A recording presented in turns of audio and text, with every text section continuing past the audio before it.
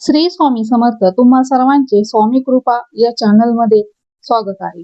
तुमचा हा आजचा दिवस सुखाचा, समाधानाचा आणि आनंदाचा जाऊ अशी मी स्वामींच्या चरणी प्रार्थना करते आणि आजच्या या नवीन व्हिडिओला सुरुवात करते.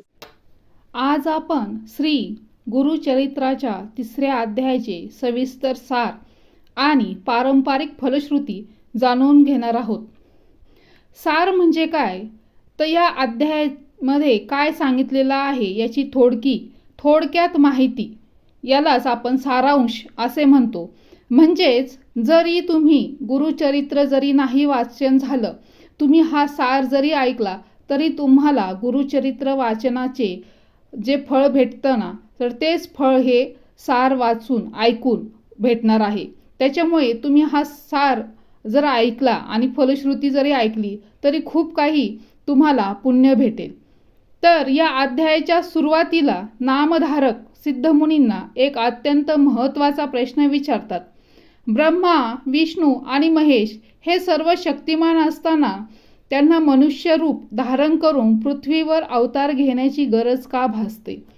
या प्रश्नाचे उत्तर देताना सिद्धमुनी सांगतात की जेव्हा पृथ्वीवर अधर्म वाढतो, धर्माची हानी होते, सज्जन भक्त संकटात सापडतात आणि दुष्टांचा अत्याचार वाढतो, तेव्हा परमेश्वर भक्तांच्या रक्षणासाठी आणि धर्माच्या पुनर्स्थापनेसाठी अवतार धारण करतात.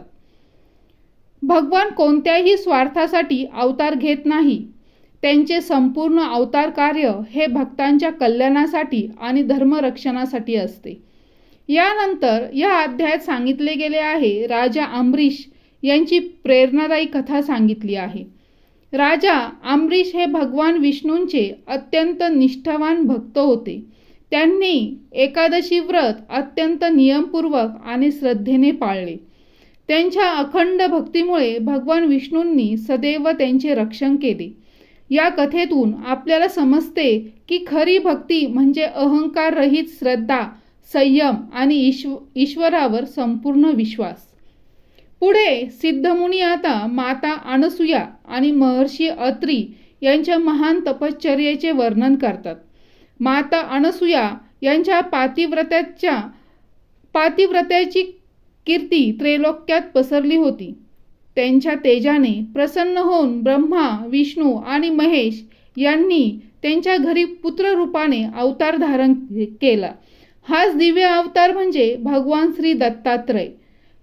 त्यामुळे श्री दत्तात्रय हे त्रिमूर्तीचे एकात्म स्वरूप मानले जातात. या अध्यायातून आपल्याला अनेक महत्त्वाचे संदेश मिळतात. श्रद्धा आणि भक्तीने केलेली उपासना कधीच व्यर्थ जात नाही. गुरु आणि ईश्वरावरील विश्वास जीवनातील संकटांना सामोरे जाण्याचे बळ देतो. धर्म, सत्य, संयम आणि नम्रता हीच खरी साधना आहे. तर या 3ऱ्या अध्यायातून आपल्याला फलश्रुती काय मिळते?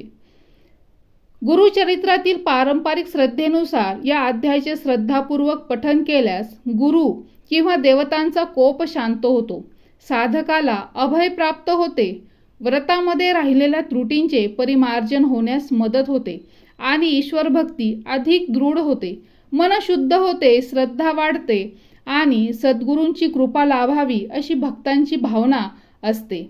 प्रत्येक भक्ताचा अनुभव हा वेगळा असू शकतो. त्यामुळे फलश्रुती ही श्रद्धेचा विषय मानून भक्तिभावाने या अध्यायाचे वाचन करावे किंवा वाचन न जमल्यास ह्या अध्यायाचा फक्त सारांश म्हणजे सार जरी ऐकला तरी पुण्य प्राप्त होते. शेवटी मी एवढेच सांगू इच्छिते की श्री गुरुचरित्राचा 3रा अध्याय आपल्याला अवताराचे रहस्य, भक्तीचे सामर्थ्य आणि सद्गुरूंचे अनंत महत्त्व समजावून सांगतो.